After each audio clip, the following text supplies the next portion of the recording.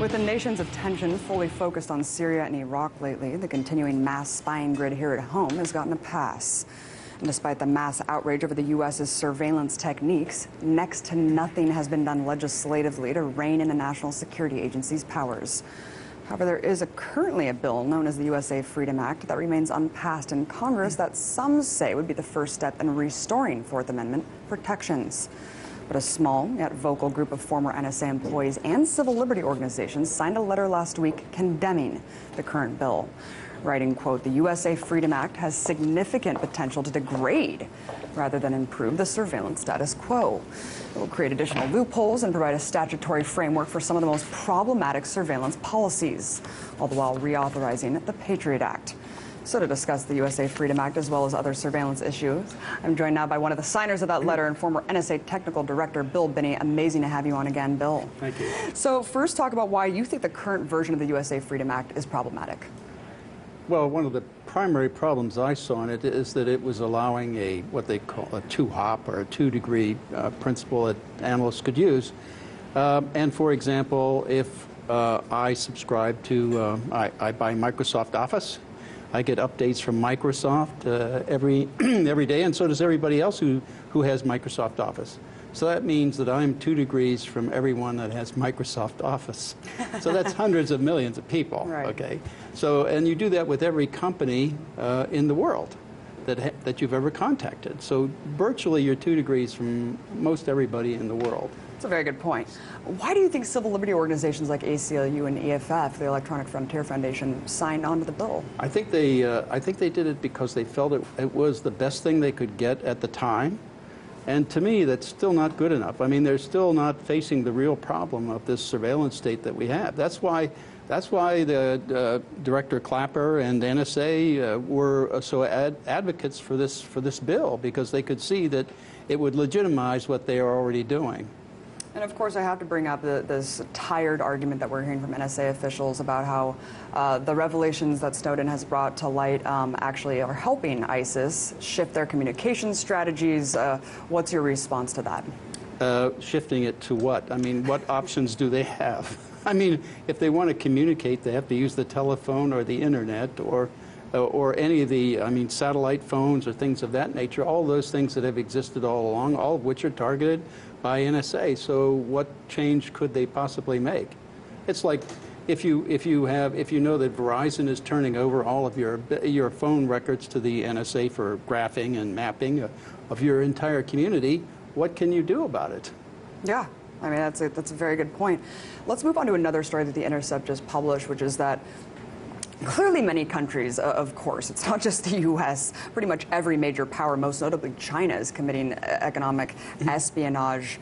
How much of the NSA's resources are dedicated to this? Well, I've been out of there for quite some time, almost 13 years, so I don't really know, but it's probably, I wouldn't think that it's any more than somewhere in the range of 5 to 10%, I would think, of the people who are looking at industrial or kind of crop production around the world, things of that nature. I don't think they'd have much more effort on it than that. It is pretty incredible. Even that percentage, I think, is still a lot. But let's talk about multinational corporations here, because of course Julian Assange just came out with this book talking about how Google is basically a privatized NSA. Then you have this new report about Yahoo being threatened $250,000 a day if they didn't comply with the NSA's requests. That's amazing. I mean, that is an insane number here. How much leverage do these tech companies have if they're getting threatened with that much of a fine?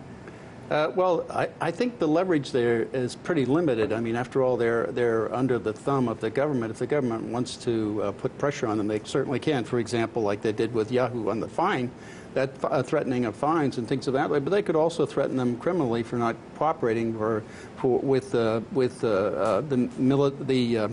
the law enforcement laws that are on the books. I mean, they have to provide access to law enforcement for investigating activities, so they could even threaten them with that. So, or they could manufacture evidence like they did against us to try to incarcerate us. So, I mean, the leverage government had is really much more than industry could ever oppose. So I can't blame them for cooperating, but I do blame the government for keeping all of this so secret and not giving anybody any due process in this procedure that they're going through. I mean, there's no due process for anybody that's a customer of Google or Verizon or AT&T or any of them. Right. It is just really unfortunate that unless you want to go the Lathabit route, which is just basically dissolve your company and say, you know, I don't want to cooperate with the NSA, it seems like there's a lot of pressure to extract this information. Last time you were on the show, you were talking about, we talked about 9/11, we were talking about Thin Thread. You signed a 9/11 truth petition recently. You signed on for a new investigation of the attacks. Is that because you worked on this program and you kind of saw that we had the capabilities before 9/11, as you told me earlier, or was there something more? Well, I talked to some physicists and some other engineers and people of that technical ilk who were looking at 9/11. Some of the things that they had discovered, factual evidence that they had available, like they had residue of what they claimed they had residue of thermite, which would in many ways say that there was something more going on other than just the airplanes hitting the towers. But also they had the photographs, and if you looked at Tower 7, the way it fell just like demolitions experts say was demolished. I mean, if you have seen other buildings collapse, like in the Middle East when the Israelis were bombing in Gaza, you could see that a building that got hit would collapse and then fall to one side or the other and not go straight down. So the point the demolition experts were saying was that the building falling on its footprint basically is evidence of demolition. That is, the weakness would have to be occurring in the entire base of the structure to fall straight down. So you're saying that there are questions beyond even the massive intelligence failure that took place? It's just that these things and these observable facts were ignored. They were not included, and that's sloppy science. I mean, if you're going to do something, you do it right. If you can't explain it, that's okay. You can say that. I can't explain this.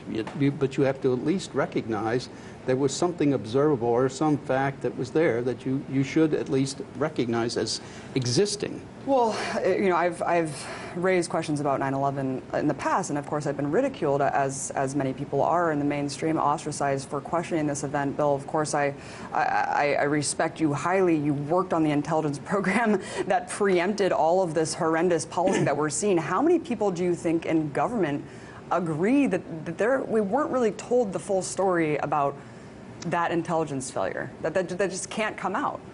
Well, I'm not too sure. There's probably just a very few hundreds of people who are aware of some of the material that wasn't produced for the congressional investigations or any of the other, like the 9/11 investigation, information that NSA had but didn't produce for them so that they could include it in their reports. So that was also part of the question. That's another reason that it should be revisited, and we should have the whole truth come out. What would true surveillance reform look like to you, Bill? We have about 45 seconds left. I mainly would focus on two key approaches. One is a focused attack on intelligence targets and groups of people who are doing nasty things, you know, or illegal things internationally, or criminal, or governments and things like that. Those are groups of people, not individuals. So you have to have a focused attack on the groups that are potentially adversaries. And the other point is to have a mechanism for verifying what the intelligence agencies are telling the government and everybody else. I mean, right now there's no way that anybody can do that. They have to have a technical mechanism to get into what they're doing in their databases to verify what they say they have. And not just bomb people based on flawed metadata and algorithms, you know, with these drones. Thank you so much. Bill Binney, former NSA technical director. Always amazing to have your insight. Thanks so much.